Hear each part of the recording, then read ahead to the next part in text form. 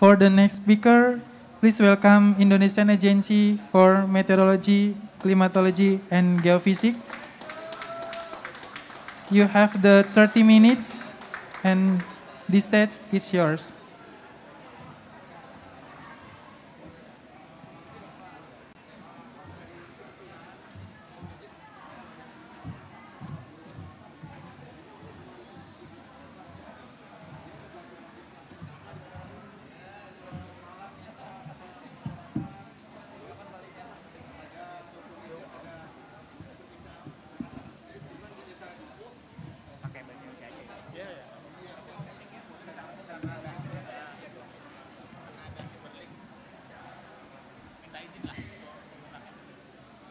Selamat sore Bapak Ibu semua hadirin peserta kegiatan pameran ini.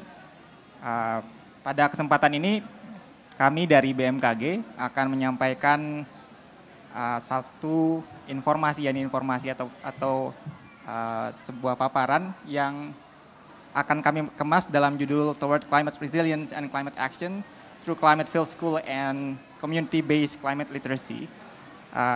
Kita akan coba untuk membawa presentasi atau diskusi ini dalam bahasa Indonesia. But if you are interested in getting to know more about our program, you can also ask in English. Jadi pada kesempatan ini kita ada dua orang pemateri atau narasumber atau rekan diskusi kita. Ada Bapak Marjuki dan Bapak Siswanto. Kami dari Kedeputian Bidang Klimatologi. Nama saya sendiri Albert, saya akan berperan sebagai moderator pada sesi sore hari ini. Boleh bantu? Next slide. Jadi untuk memberikan sedikit background mengenai apa yang akan kami diskusikan pada sore hari ini adalah dampak dari perubahan iklim yang indikasinya terlihat dari peningkatan konsentrasi gas rumah kaca di Indonesia. Dan kami dari BMKG, kami telah melakukan monitoring atau pemantauan konsentrasi gas rumah kaca, khususnya di salah satu lokasi di Sumatera Barat dari tahun 2004, dan seperti dilihat pada grafik sebelah kanan atas itu konsentrasinya terus meningkat, dan ini juga dibarengi dengan peningkatan temperatur udara di Indonesia yang terjadi secara merata di Indonesia, dan juga bisa kita lihat trennya yang sama terjadi secara global. Dan imbas atau dampak dari peningkatan temperatur ini adalah peningkatan frekuensi, intensitas, dan juga magnitud dari bencana alam yang berhubungan dengan hidrometeorologi.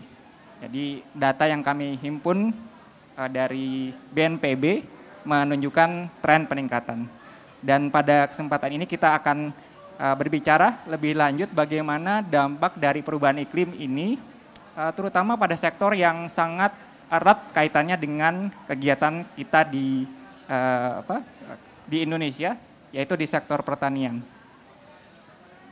Dan untuk mendiskusikan mengenai salah satu dampak terhadap perubahan iklim pada sektor pertanian ini, kami coba pertama mengundang Bapak Marjuki. Bapak Marjuki mungkin nanti bisa sedikit menjelaskan bagaimana dampak perubahan iklim khususnya di sektor pertanian, bagaimana tantangan yang akan dihadapi, dan apa saja sih yang belum kita uraikan mengenai dampak dan permasalahan yang harus kita cari solusinya, terutama untuk ketahanan pangan yang menjadi isu sentral dalam perubahan iklim. Silakan Bapak Marjuki. Ya, makasih Pak Albert. Selamat sore Bapak Ibu sekalian yang hadir pada sore hari ini untuk menyaksikan kami di panggung Resiliensi Indonesia.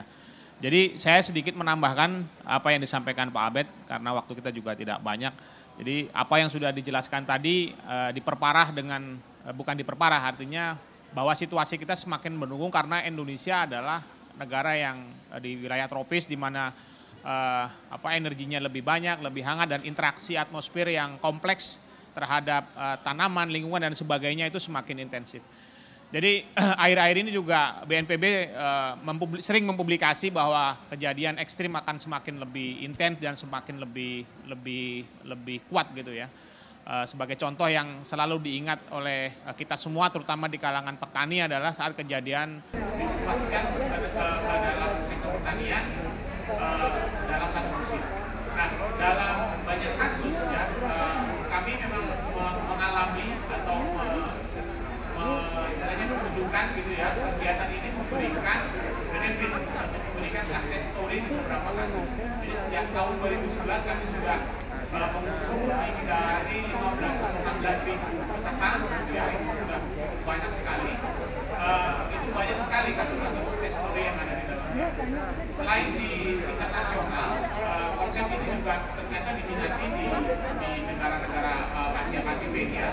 2015 kami melakukan training of trainer terhadap kegiatan sekolah pakai ini untuk negara-negara Asia Pasifik. Kemudian 2016-2017 kami juga melaksanakan kegiatan ini di wilayah negara-negara kita di Timur Leste. Kemudian di tahun 2017 juga kita diminta sebagai kepakaran di Pakistan ya, dan yang terakhir ini adalah kita diminta untuk melatih untuk negara-negara wilayah kelompok training. Jadi Bapak Ibu sekalian, walaupun katakanlah secara konsep ini sudah kegiatan sekolah lapangan iklim ini memang berpotensi untuk apa istilahnya membuat petani itu lebih resilient terhadap iklim ekstrim, namun tentunya juga kita masih punya tantangan yang cukup berat, yaitu adalah bagaimana membuat kegiatan ini menjadi sustainable. Jadi sustainable ini yang harus kita kerjakan adalah bagaimana para petani kemudian para penyuluh itu dia terbiasa menggunakan informasi iklim, terbiasa mencari informasi iklim, mengerti informasi iklim, dan mengimplementasikan ke dalam kegiatan mereka sehari-hari. Dalam 2 hari kemarin conference ada satu kata kunci yang bisa kami dapatkan adalah people center dalam untuk melakukan resilience atau menjadi tangguh ya terhadap perubahan iklim maupun iklim ekstrim. Jadi itu dulu sementara Pak Albert sebagai moderator, saya kembali ke terima kasih. Terima kasih Pak Mardiki. Mungkin satu lagi Pak, dan sebagai pengantar untuk diskusi selanjutnya bersama Bapak Siswanto. Satu juga yang mengemuka dari diskusi pada sesi Multi Hazard Rewarding Conference dan juga GBDR di hari pertama dan kedua kemarin adalah public and private partnership. Jadi mungkin ini yang bisa menjadi apa ya, tantangan juga, tapi juga bisa menjadi kesempatan bagaimana program SLI Public Field School bisa sustain dalam penyelenggaraan di jangka panjang. Mungkin Pak Aditi ada sedikit tambahan remark mengenai TOP ini. Ya, memang kalau kita bicara mengenai sustainability ini banyak sekali aspeknya, dan pertanian itu juga bukan hanya di level teknis ya. Jadi artinya ini dimulai dari level bagaimana merencanakan, kemudian bagaimana mengelola lahan, dan bagaimana apa istilahnya market ya, sampai ke market. Jadi ke depan memang kalau sustainability menjadi isu yang sangat kuat gitu ya, kemudian tadi partnership itu bisa melibatkan yang sebenarnya yang paling cukup potensial adalah melibatkan apa istilahnya itu asuransi ya. Jadi asuransi pertanian ini sangat penting karena pada saat informasi forecast kita itu turun gitu, maka petani itu akan direkovery oleh asuransi. Jadi skema asuransi ini sekiranya memang bisa dilakukan sangat baik ketimbang skema yang saat sekarang ini lebih diminati petani adalah hutang. Karena kalau hutang nanti begitu dia selesai katakan tercover gitu pada saat mereka merugi, tapi hutangnya itu akan tetap dibayar pada saat di season berikutnya. Jadi mungkin seperti itu Pak Alex, skema private. Terima kasih. Iya, terima kasih Pak Mardiki. Dan sekarang kita beralih ke Bapak Siswanto nih Pak. Ini climate literacy ini yang juga sangat penting. Kira-kira tadi mengenai partnership ini bagaimana kita bisa mengundang generasi muda yang the next generation untuk bisa terlibat dalam diskusi mengenai perubahan iklim dan juga program-program mengenai adaptasi perubahan iklim yang sudah dicontohkan salah satu di sekolah lapangan iklim atau climate literacy. Silakan Pak Siswanto. Ya, terima kasih Pak Albert. Selamat sore Bapak Ibu sekalian. Assalamualaikum warahmatullahi wabarakatuh. Om Swastiastu. Menarik kalau tadi yang Pak Marzuki telah sampaikan adalah untuk sektor pertanian, maka ada hal lain yang mungkin juga perlu mendapat perhatian adalah sektor generasi muda. Karena kalau kita lihat populasi Indonesia, itu saat ini jumlah populasi kita di tahun 2020 survei BPS itu mencatat sekitar lebih dari 250 juta ya, penduduk Indonesia, dan ternyata 54%-nya itu adalah generasi Z dan generasi milenial. Artinya generasi yang lahir sebelum atau sesudah tahun sesudah tahun 2012 atau sebelum tahun 2012. Nah, kalau misalnya generasi X-nya juga diikutkan, maka total dari yang mengaku muda usianya kurang dari 50 tahun itu sudah 76%. Artinya ini porsi besar yang dinamai generasi muda itu mengambil porsi yang besar untuk populasi Indonesia.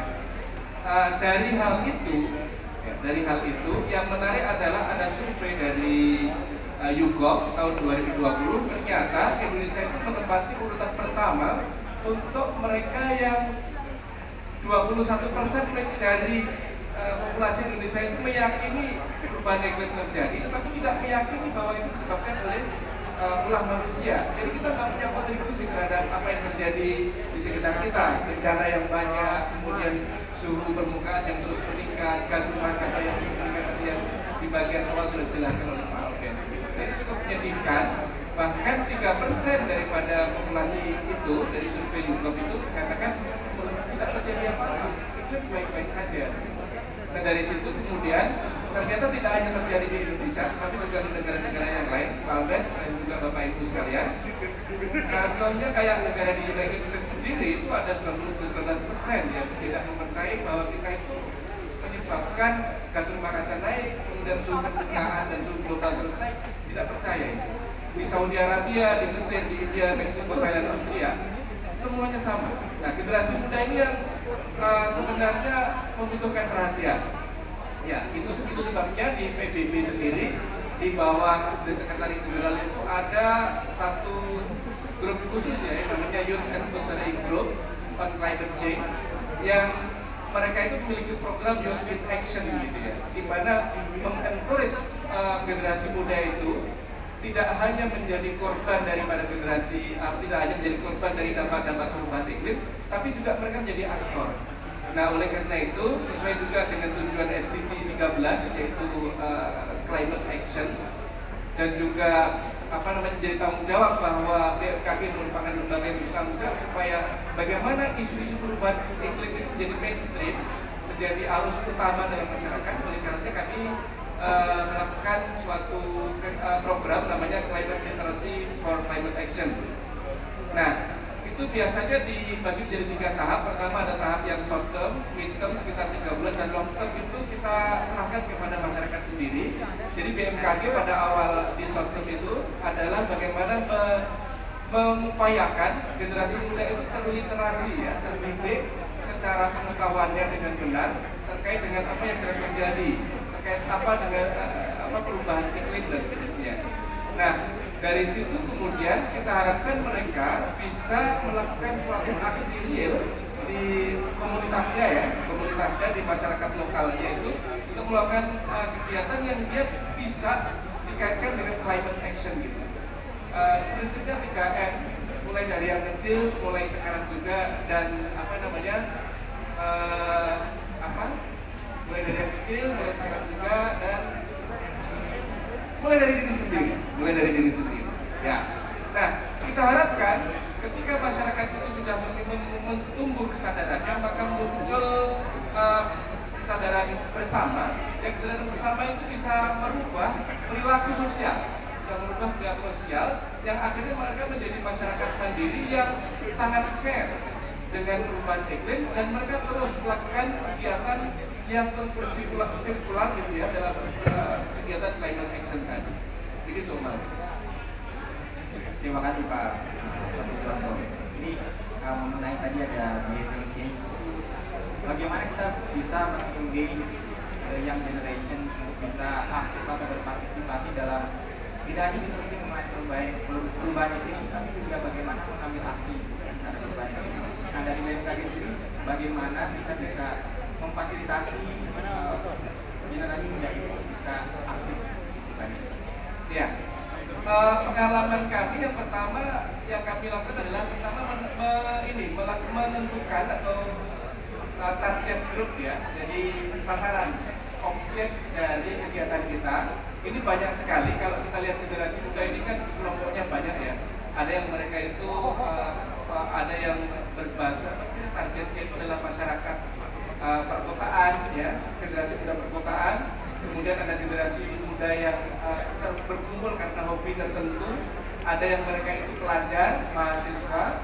Ada yang kemudian mereka itu profesional. Maka coba kita dekati dulu siapa mereka ini. Jadi tentukan dulu target grupnya. Terus yang kedua adalah tentukan dulu tematiknya. Temanya apa ini? Nah, di sini ada beberapa contoh. Kalau misalkan untuk anak-anak pelajar itu kita bagi menjadi yang tingkat SD, SMP, SMA. Maka BMKG melakukan roadshow ke sekolah-sekolah, melakukan kegiatan namanya BMKG Goes to School ya. Menjelaskan, kemudian mencerdaskan dan juga menumbuhkan kesadaran kira-kira apa yang bisa diperbuat oleh teman-teman anak SD, SMP, SMA itu sekecil apapun yang bisa mereka lakukan terkait dengan perubahan iklim. Kalau dengan mahasiswa, kemarin kami melakukan KKN tematik literasi iklim bersama dengan Universitas Negeri Jakarta. Jadi kita buat program bersama di kampus Merdeka itu gimana caranya teman-teman mahasiswa ini menjadi aktor di lapangan. Jadi mereka kita lakukan TOT gitu ya. Terus mereka KKN di daerah yang sering terdampak banjir. Nah, mereka membuat program-program bersama dengan komunitas masyarakat di Jakarta itu. Kemudian jadilah mereka itu sebagai extend BMKG untuk meliterasi masyarakat terkait banjir. Kemudian ada juga contoh yang kita bekerjasama dengan profesional yang mereka sangat profesional kebetulan dengan latar belakang berbeda tetapi punya interest sama, yaitu data science. Nah, BMKG punya data-data, kemudian data-data juga bisa didapatkan secara free dari berbagai pihak selain dari BMKG. Maka kita melakukan apa yang disebut dengan Climate Data Science Club. Jadi memanfaatkan data-data yang ada itu untuk memberikan informasi tertentu yang kira-kira bisa membangkitkan kesadaran masyarakat. Ya. Ada yang mereka itu sampai membuat program bagaimana prediksi dari curah hujan. Ada yang membuat program tone daripada perubahan iklim di melalui media sosial seperti apa.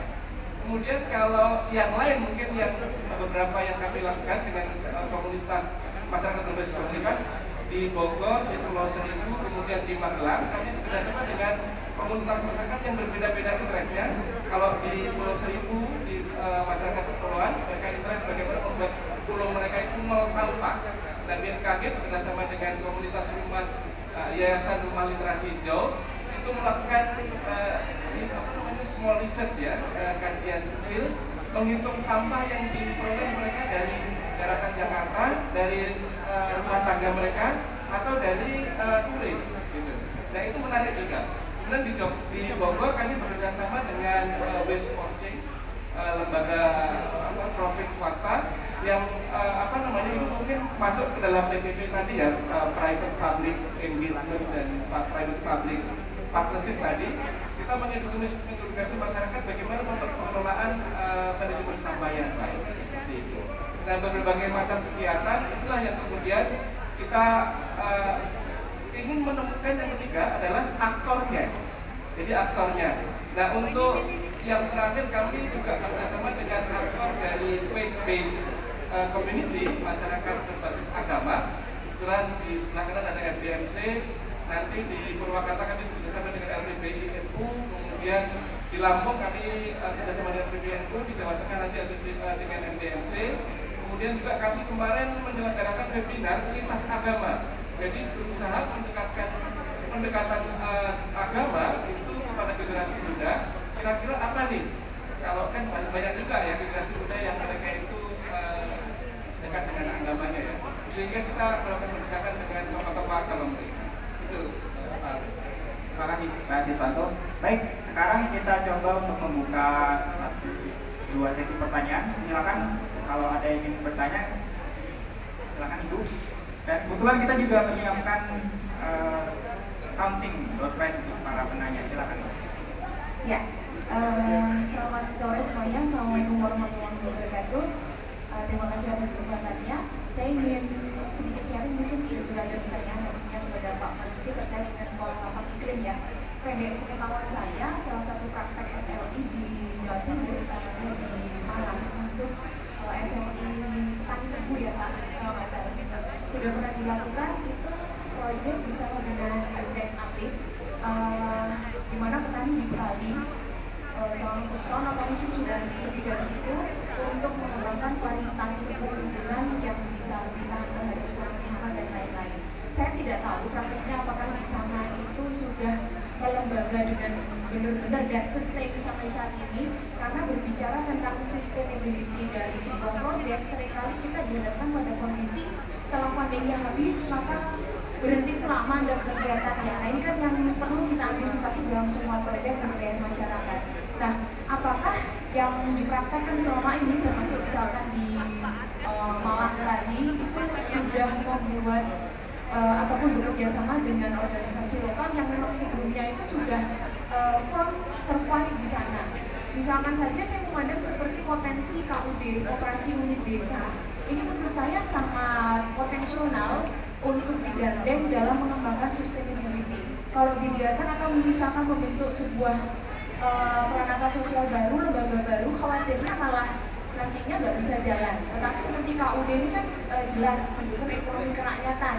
Orientasinya adalah profit untuk kesejahteraan anggotanya dan juga masyarakat. Ini saya rasa perlu untuk diperhatikan agar sustainability salah satunya bisa dilakukan dengan menggandeng lembaga lokal yang berbasis pada pemberdayaan ekonomi kerakyatan, agar para petani tebu dan juga masyarakat petani tebu itu bersemangat untuk mensukseskan goals dari SLI ini. Demikian, terima kasih. Assalamualaikum warahmatullahi wabarakatuh. Terima kasih Ibu. Bapak Marzuki mungkin singkat saja bisa menambahkan insight-nya. Ya, terima kasih Ibu. Jadi skema sustainability ini memang banyak hal yang harus diperhatikan, terutama masalah funding, kemudian yang kedua adalah masalah actors-nya. Funding kita tidak juga hanya menyiapkan dari pemerintah, tapi juga kita mengajak dengan berbagai pihak yang memiliki funding dan kepentingan untuk melakukan itu. Makanya di Malang dilakukan oleh USAID ya. Kemudian mengenai actors ini juga kita harus hati-hati menempatkan posisi, karena BMKG ini sebenarnya di upstream, jadi dia tidak bisa masuk ke sini. Makanya hal-hal tadi yang disampaikan Ibu, kami sangat terima kasih banyak untuk ke depan mungkin kita bisa melibatkan banyak pihak lagi yang memiliki kepentingan. Terima kasih Pak Albert, terima kasih Ibu. Ya, terima kasih. Mungkin dari panitia bisa ngomong. Terima kasih banyak Ibu. We also have one honorable guest here. Would you like to say something?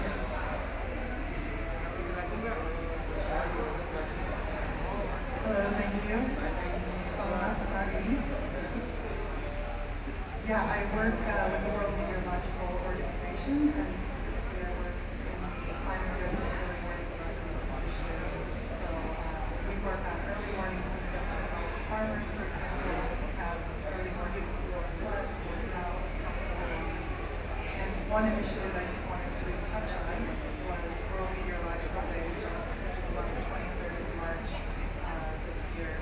And Secretary General Antonio Guterres made an announcement for this initiative that everybody on Earth should be covered by early warning systems within 5 years. So the World Meteorological Organization was chosen to head this initiative. So I think there will be a lot of partnerships going forward from this initiative, and hopefully including Indonesia. And just want to say thank you so much to BMKG for all their partnerships.